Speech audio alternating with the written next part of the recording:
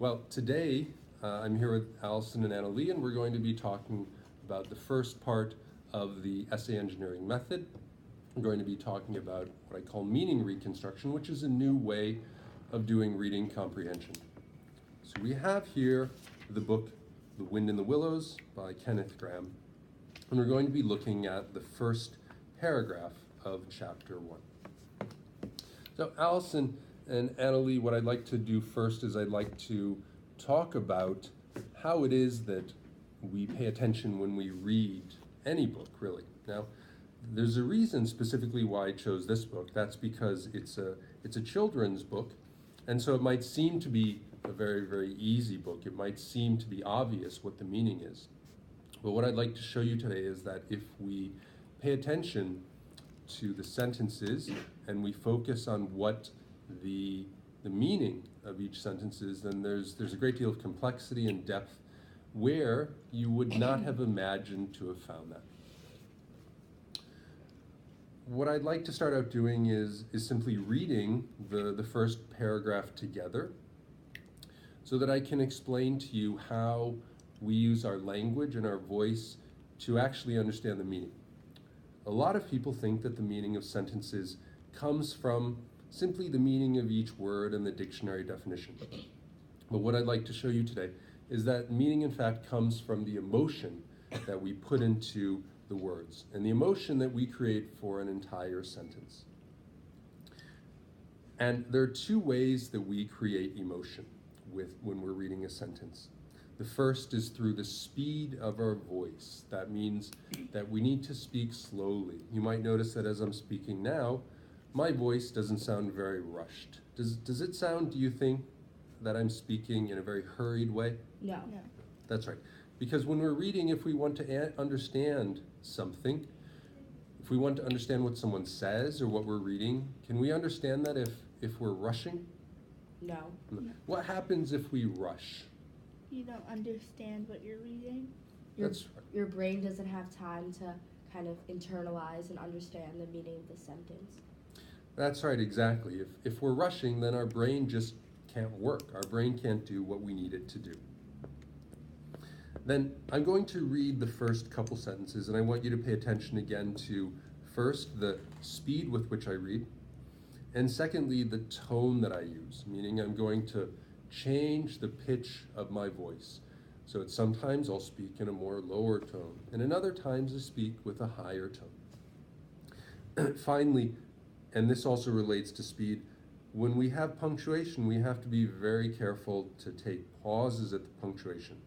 We take a pause at a comma, a slightly longer pause at a semicolon, and an even longer pause at a period. Now this is important because often students will feel they're pausing, but they're still rushing at the punctuation. So I want you to take a special care, please, to make sure you're taking pauses. And the pause at the period is especially important. Why do you think that the period pause is so important? Because it kind of signifies the end of an idea. That's right. Specifically, the period tells us that one sentence has ended, and we need to understand the idea of that first sentence before we move on to the next sentence after the period. And as you pointed out before, Allison, if we're rushing, then our brains don't have time to work. Okay, I'm going to begin, so please pay attention to the speed of my general voice, to the tone, and finally to the pauses at punctuation. The mole had been working very hard all the morning, spring cleaning his little home. First with brooms, then with dusters, then on ladders and steps and chairs, with the brush and a pail of whitewash, till he had dust in his throat and eyes, and splashes of whitewash all over his black fur, and an aching back and weary arms. Okay, good. Did you get a sense from that of the speed? Mm-hmm. Yes. Very good. All right, now I'd like the two of you to take turns reading. Allison, why don't you read the first half, and you can pick a spot where you can stop, and then when you stop there, then Annalee, could you resume reading to the end of this first paragraph, please? The mole had been working very hard all the morning, spring cleaning his little home. First with brooms, then with dusters, then on ladders and steps and chairs, with a brush and a pail of whitewash, till he had dust in his throat and eyes, and splashes of whitewash all over his black fur, and an aching back and weary arms. Spring was moving in the air, above and in the earth below and around him, penetrating even his dark and lowly little house with its spirit of divine discontent and longing. It was small wonder, then, that he suddenly flung down his brush on the floor, said, "Bother," and "Oh, blow," and also, "Hang spring cleaning," and bolted out of the house without even waiting to put on his coat. Something up above was calling him imperiously, and he made for the steep little tunnel which answered in his case to the gravelled carriage drive owned by animals whose residents are nearer to the sun and air. So he scrapped and scratched and scrabbled and scrooged, and then he scrooged again, and then he scrooged again and scrabbled and scratched and scrapped, working busily with his little paws and muttering to himself, up we go, till at last, pop! His snout came out into the sunlight, and he found himself rolling in the warm grass of a green meadow. Very good. Now, that's the first part of what we're going to talk about with meaning reconstruction. The first part is simply to read in a voice so that you can understand the meaning because of the emotion. When you read that, did you feel because of the speed and the tone that you were able to understand it well? Mm-hmm. Do you think that's better than the way that you typically will read a book? Yeah, Yeah. being Good. more mindful of these two important points. That's right. Changes. Now, of course, when you're reading for homework, we don't typically read aloud, but it's good to practice reading aloud so that you can work on the tone and the speed. But then, of course, that's something you'll do naturally and silently by yourself. Now, just as with the speed and the tone, that helps us to understand the paragraph better. There's something else we're going to talk about that's going to help us understand the meaning of these sentences. And when I say understand the meaning, what I hope to share with you is a way to understand more of the meaning than you have before, or than you're otherwise able to. Now, when we talk about a book, any book, and I'm speaking right now about literature and English literature, but this applies also to history. But for now, we'll talk about English literature. There are really four main questions that we ask when we read a book, or when we read any sentence. The first question we have to ask is simply, what do these words mean? And what does this sentence mean as a whole? And this is something like the linguistic meaning. The linguistic meaning being how the language has meaning. And a second question that we might ask would be, well, what happens in this story? And this describes some kind of external experience. This might be the physical action of humans or animals. This might be the events. And this is something that I call the external or exterior meaning. Exterior meaning, it's what happens outside of a person in the physical surroundings, in the world that these fictional characters inhabit. Now, the third question we ask is, why does this happen? Meaning, why does this action, why does this event happen? And when we ask why this happens, we are answering that question with what I call the interior meaning. The interior meaning being the attitudes of characters, their feelings, their emotions, their beliefs, and also their motives and goals. Now, the fourth and final question we ask is, well, why does this matter? Why does this interior meaning matter? And the answer to that question is the theoretical meaning. And the theoretical meaning is where we've created abstract concepts out of the interior meaning.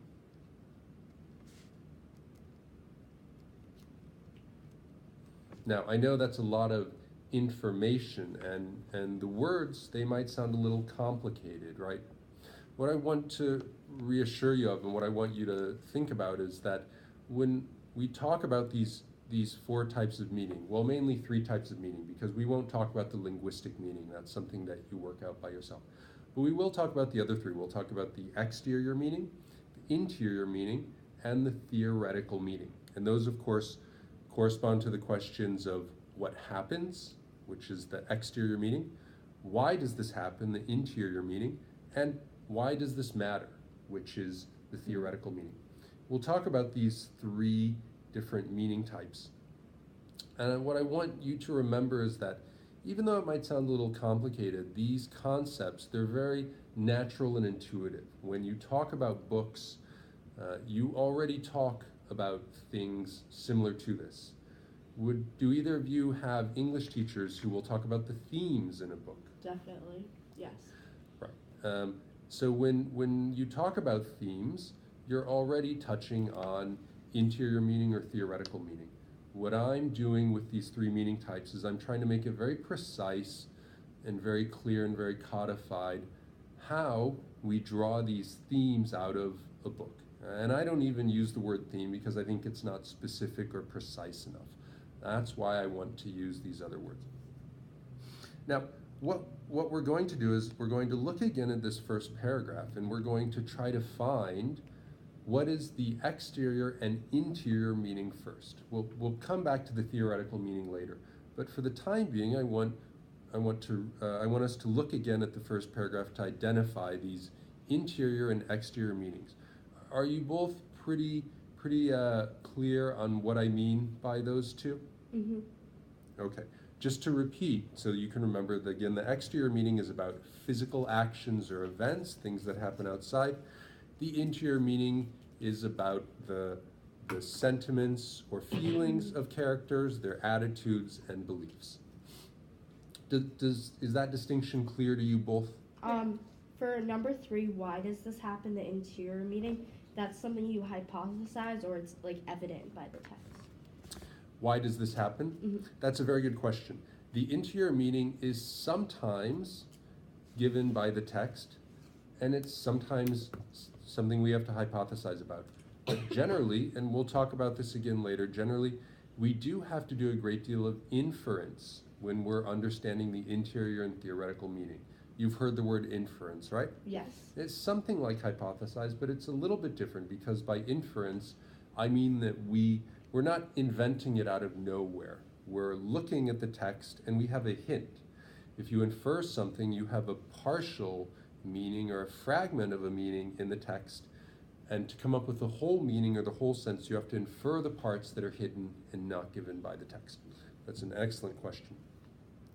Now, I'm going to read the first couple sentences, and I'd like you to think about as I read them whether each sentence contains interior or exterior meaning.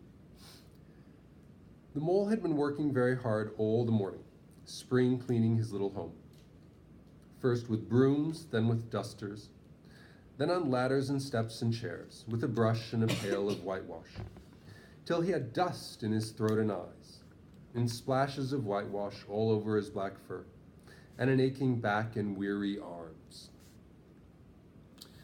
Now, what do you think, Annalie? Does that sound like it's exterior or interior meaning? Exterior. That's right. And why, Allison, why do we think that's exterior meaning in the first two sentences? Because it's factual and it's description. So it's not giving you a lot of emotions, it's just telling you the events that are happening. Exactly. It's factual and it's descriptive of events happening in the external world, mm-hmm. in the reality that's outside of the character. That's right. Good. Now, I'm going to skip to the fourth sentence. I'll read it again. It was small wonder then that he suddenly flung down his brush on the floor, said, "Bother," and "oh, blow," and also, hang spring cleaning, and bolted out of the house without even waiting to put on his coat. So what do we think about that? Is that going to be exterior or interior meaning, or do we think it's a combination of the two? I think it's a combination. Okay, then why don't you tell me which part is, and let's say there are two halves. Is the first half going to be interior or exterior? The first half was, I think it's exterior. That's right. And what is the event the exterior meaning conveys here? That he like flung his brush on the floor. Exactly. He throws his brush down. That's, of course, exterior meaning. And what do we think then the second half of the sentence will be? That's interior. Okay. And which part of this do we get interior meaning from? When he says like bother and oh blow and hang spring cleaning. Good. And what do you think are the feelings or the beliefs that a person has when they say something like that?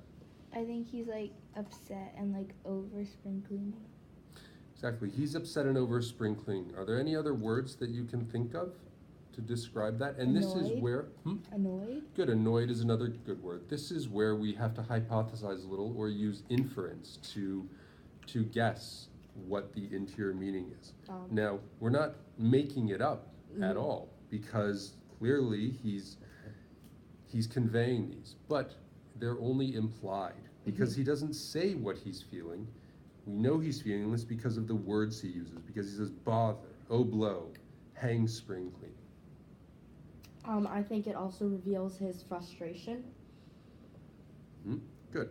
And why do you think he might be frustrated? Because he's kind of doing these tasks that are somewhat repetitive and monotonous, and he's kind of over it. That's right. So he's just tired of spring cleaning.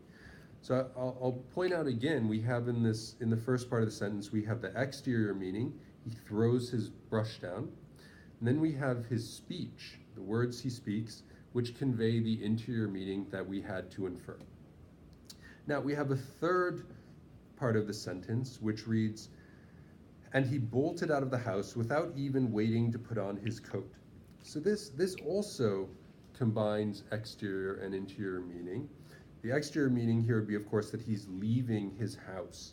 But there's a very subtle part here that conveys a little bit of interior meaning. What do you think that might be? I think bolted shows his haste, and also without even waiting to put on his coat.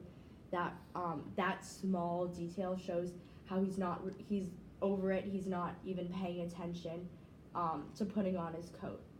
Good, very good. He's not even paying attention to putting on his coat. And this is where we can also infer a certain exterior meaning as well. What do you think is going to happen when he goes outside? What is he going to discover?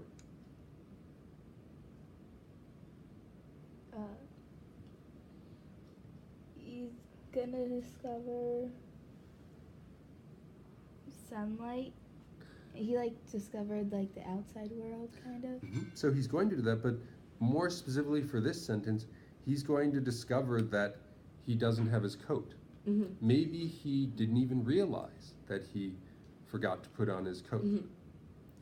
Now, as I look at the sentence again, though, maybe he is aware that he forgot to put on his coat, because it says without even waiting to put on his coat. This is where there are subtleties that we have to infer, and we have to figure out what the best sense is. Good. Was that useful now for understanding the sense of exterior and interior? Yes. Okay. Now, there's a sentence that I skipped over, the third sentence here that begins, spring was moving. And I'm going to look at that again now, because we're going to talk about the theoretical meaning. This is the meaning that gives us the answer to the question, why does this matter? Now, when we look at the theoretical meaning, often we derive the theoretical meaning from the interior meaning. Because when we look at the interior meaning, there are certain keywords that stand out when we're describing the emotions or the beliefs. What are some of the keywords that you think stand out when we talk about the interior meaning of these sentences we've looked at. Take your time. I think words that describe emotion and also dialogue helps, and if you can look at the punctuation too. But when I say keywords, I mean what kinds of emotion were conveyed when we looked at the interior meaning in his words bother, oh blow, or the interior meaning in bolted out of the house. What are some of the key words, the most important words to describe his emotions? Annoyed. Annoyed, good. Annoyed is a good one. Yeah, frustrated. And frustrated, and we could perhaps also say impatient. Impatient. And what you'll notice is that when we work with the interior meaning, we're talking about something that's part of a very specific event or particular circumstance, meaning the particular circumstance of his throwing down his brush and rushing out the door. So in a way, the interior meaning, it's always tied to an exterior meaning. But when we look at the theoretical meaning, we're going to think about more abstract concepts. So can you see already, I want you to see the difference that on the one hand, when he rushes out the door and he's frustrated and annoyed and impatient, that's the interior meaning. And we have certain keywords from there.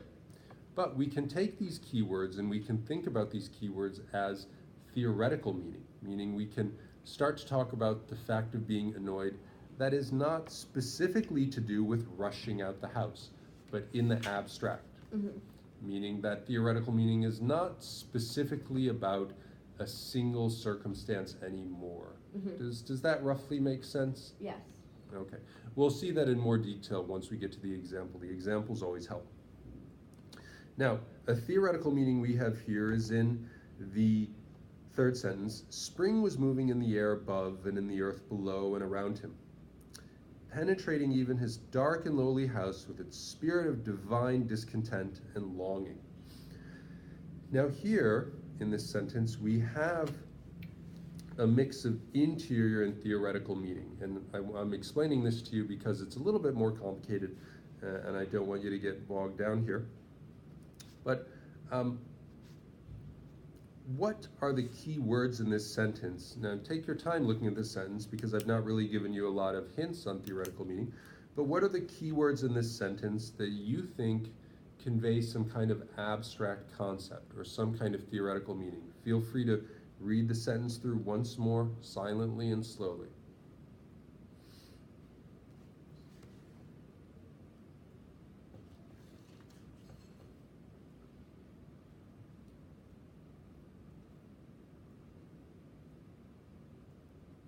I think the last segment of the sentence conveys a lot about the theoretical meaning because it says penetrating even his dark and lowly little house.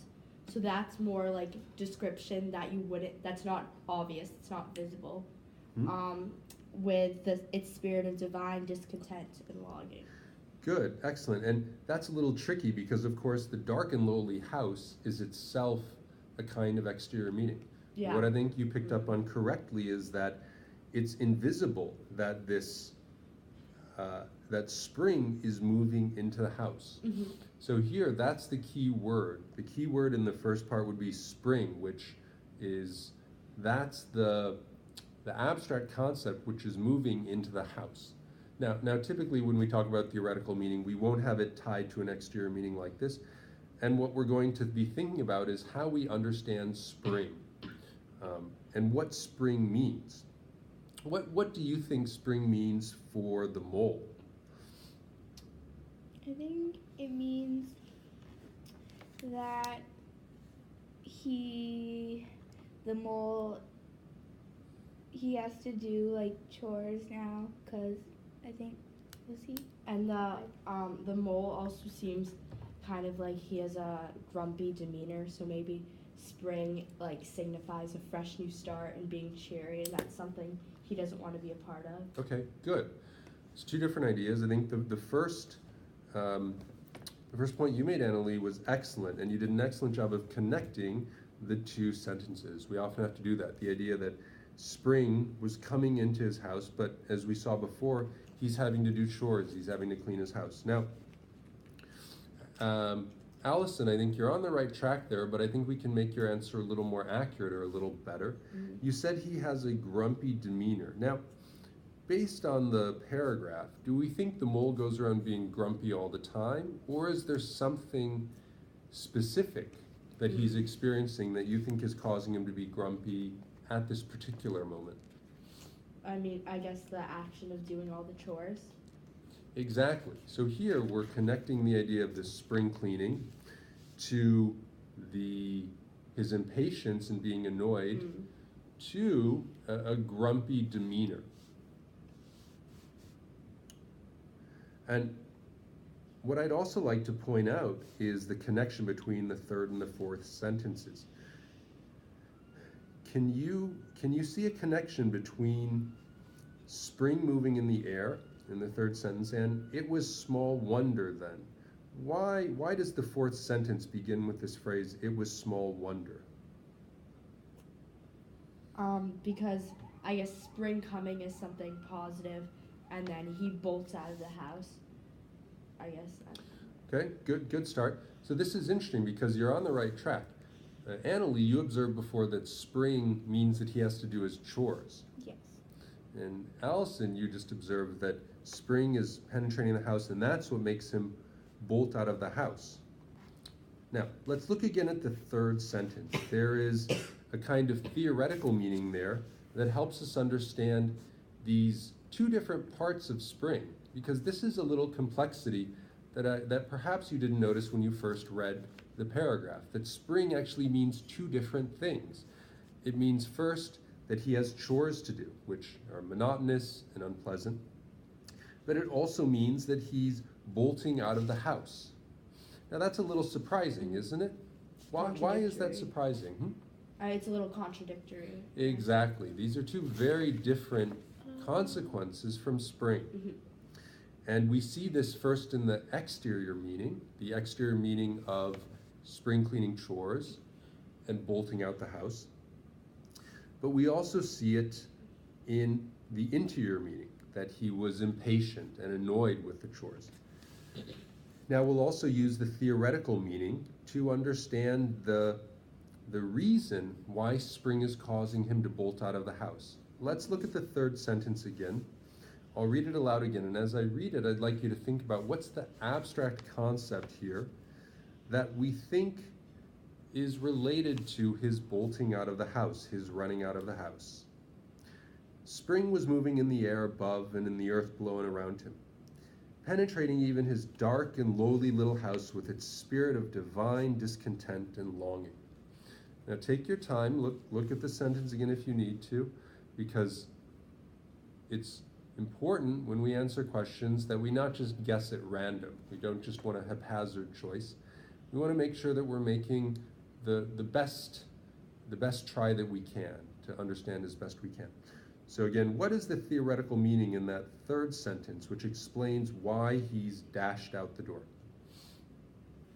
I think when it says like with it's spirit of divine discontent and longing, I think like longing means like he's been longing to like go outside because maybe it was winter and he had to stay in his like house and he got really bored, and so he really wanted to go outside and like the sun and stuff.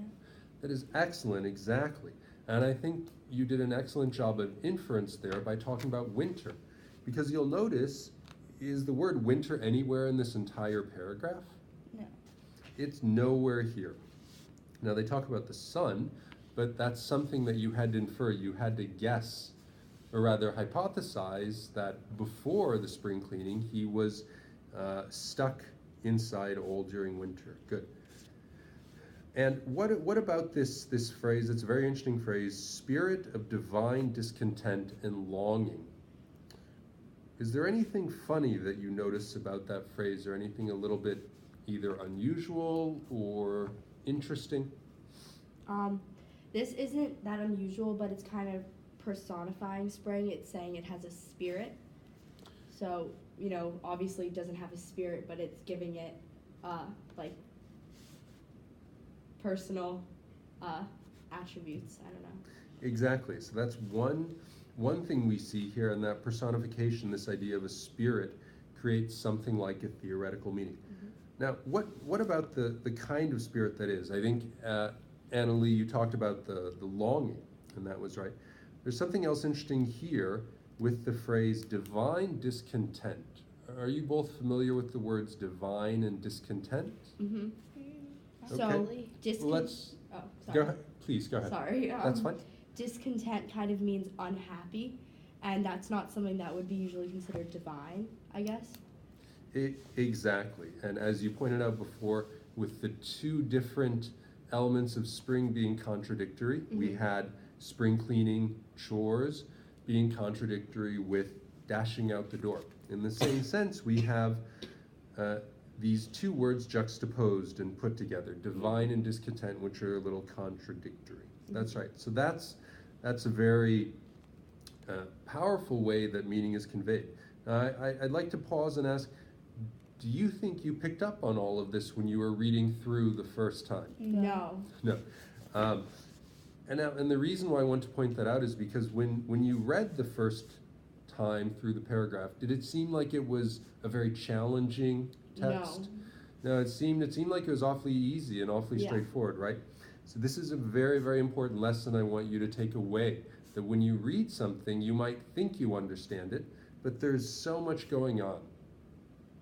And the reason why we talk about these meaning types, we talked about first the 4 meaning types, including linguistic, but if you exclude linguistic, there are the 3 main meaning types of exterior, interior, and theoretical. When you read and when you know to look out for these 3 meaning types, that helps you to see the subtlety and the complexity and the nuance of meaning. It helps you to make sure you categorize all the meaning of each sentence. Good. Now, Allison, you talked a little bit before about the mole having become very bored after winter. What is it that happens in about the second half of the paragraph that has to do with this spirit of divine discontent? The small wonder part. Further on, beginning with something up above. And take your time, because now this is a little bit more challenging because we're not reading one sentence aloud, but I'm asking you to look through, well, it's really only 2 sentences, but 2 very long sentences, and I'm asking you to pick out something from there that you think you might be able to connect to something that we've read before. Wait, I'm sorry, which sentence are you referring to? Okay, so what we were looking at before was the 3rd sentence, spring was moving in the air. And that's a very important sentence because it contains the theoretical meaning of spring personified, as you pointed out, with its spirit, and the theoretical meaning or the abstract concept of what this spirit is, this spirit of divine discontent and longing. And what I'd like you to think about, and when you look at the end of this paragraph, about where it begins, something up above was calling him. From there on, do you see anything in that part of the passage, in that part of the paragraph, that connects to this spirit of spring, the spirit of divine discontent and longing? And take your time if you need to. Annalee? When it says something up above was calling him imperiously, I'm not sure what imperiously means, but I think it kind of means like anonymous.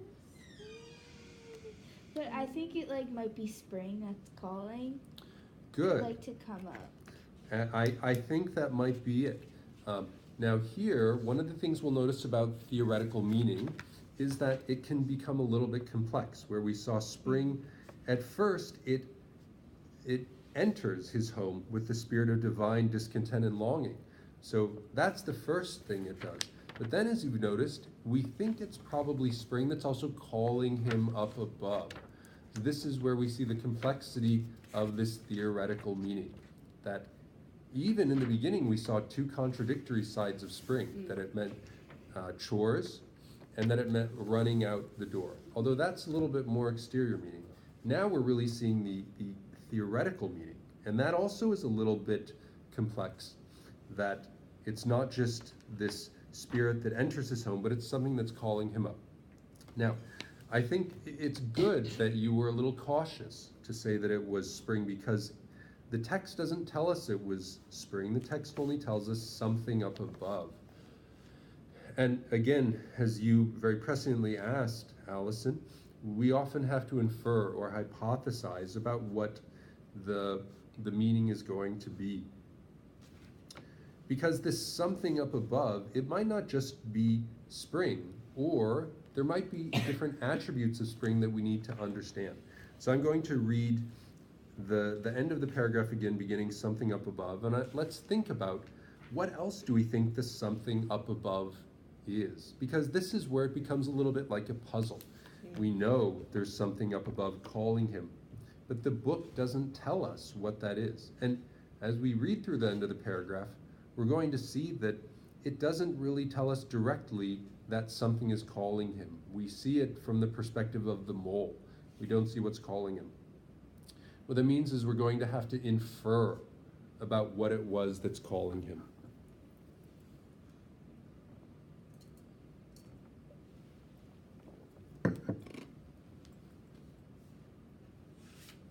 Something up above was calling him imperiously, and he made for the steep little tunnel, which answered in his case to the graveled carriage drive owned by animals whose residences are near to the sun and air.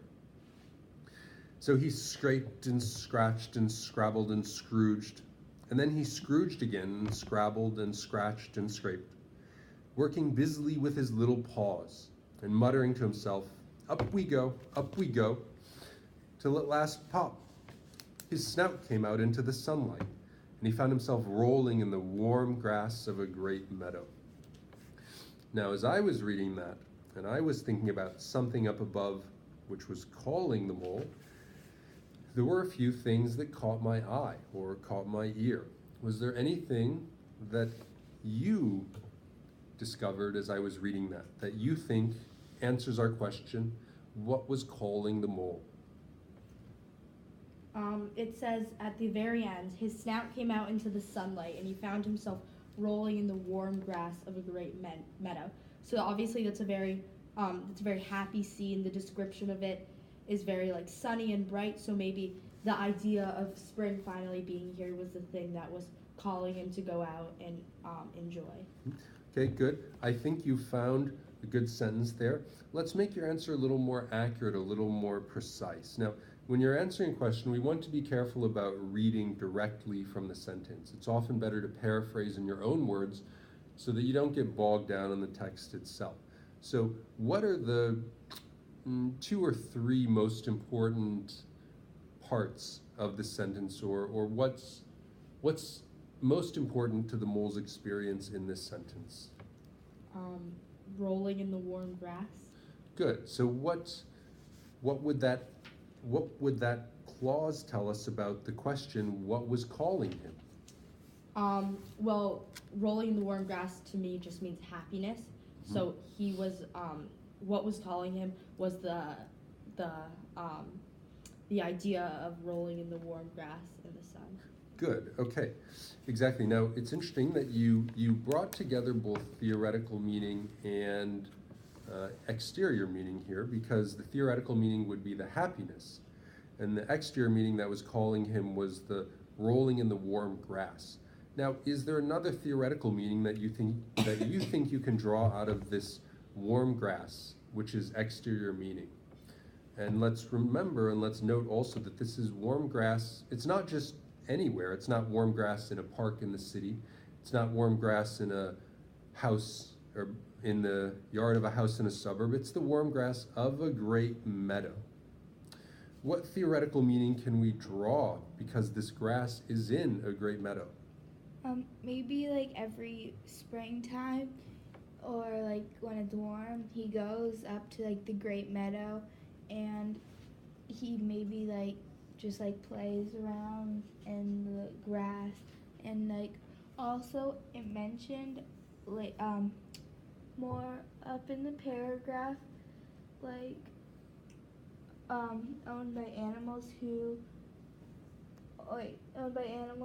residents are nearer to the sun and air. So maybe all at the same time they all go up, and he could also see his friends. Excellent. All right. So again, you're doing an excellent job inferring about friends, that maybe one of the reasons he's being called above, maybe this something calling him is his friends. Very good. We'll come back to that sentence briefly. I want to go back to the grass of a great meadow, because I had a thought, and this is where you'll see theoretical meaning is a little bit more difficult. The exterior and interior meaning was pretty simple and straightforward to get, right? The theoretical meaning can be a little harder. You talked about happiness. I think we can talk about that, but when I read warm grass of a great meadow, I also think about nature. I think broadly about nature, because does a meadow have just grass in it? No. What else do you think we might find in a meadow? Flowers. Perhaps flowers Other and creatures. other creatures Trees. and trees. That's right. Really long, tall grass. That's right. So if we think about that, this word, great meadow, it implies also all different kinds of plants and animals, which implies nature. So we can think about, again, this question, something up above was calling him. Well, perhaps it was was nature calling him. And you could say that nature, as a theoretical meaning, could personify the great meadow. So do you see how we can draw theoretical meaning from a sentence where there's really only exterior meaning, but we're connecting it to something else? Yeah. Good. Now let's go back to the animals whose residences are nearer to the sun and air. Let me read that clause again, or I'll read the whole sentence, and I want you to listen in that sentence for something else besides spring, something more specific that is calling to the mole. Something up above was calling him imperiously, and he made for the steep little tunnel which answered in his case to the graveled carriage drive owned by animals whose residences are near to the sun and air. Are there any words that stick out there in the sentence which answer this question, what is the something up above calling to the mole?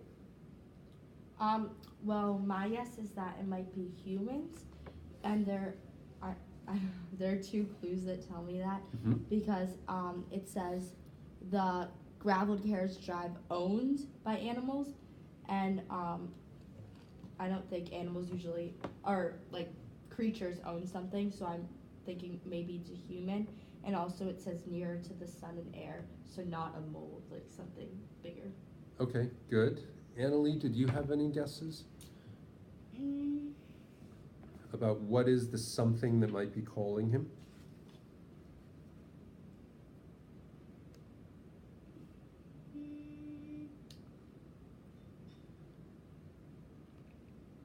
I just think it's like also like calling him just to get like, cause it kind of like reminds me of hibernation, like when they're in their like cave, or in this case is like his little mole hole, and like finally after a long time just like getting out and getting like fresh air, probably to like run around. Good, very Or good. space. Now I think what you did there is you inferred an answer that's correct, even though you didn't necessarily see the exact part of the sentence that tells us why that's correct. And again, a good job inferring this idea of hibernation. You talked before about winter. Well, there's also hibernation. Now, I'm actually glad that this was a little difficult for you both, because I want again to show how difficult it can be to really understand fully and completely a sentence in a paragraph which looks very, very simple. And remember, this is only the first paragraph that we're working on. We've hardly gone past the first page, and yet there's so much meaning that we need to identify and work with. All right, well, I'll tell you what I think. And this isn't necessarily the right answer, but we often need to feel what we think is the best answer. What I found here is this phrase, near to the sun and air. Because the sun and air is something that we associate with spring and nature. That sun and air could be one of the things that was calling him. So as we see, it could be the green grass that was calling him, or it could be the sun and the air, or it could be spring personified. Okay, let's pause here because I know we've been reading for quite a while. Yeah, I have to put the battery. Did it shut down? It shut down just a second ago. Should I Okay. pause this? Yeah, you Yeah, can stop pause that, thanks. We can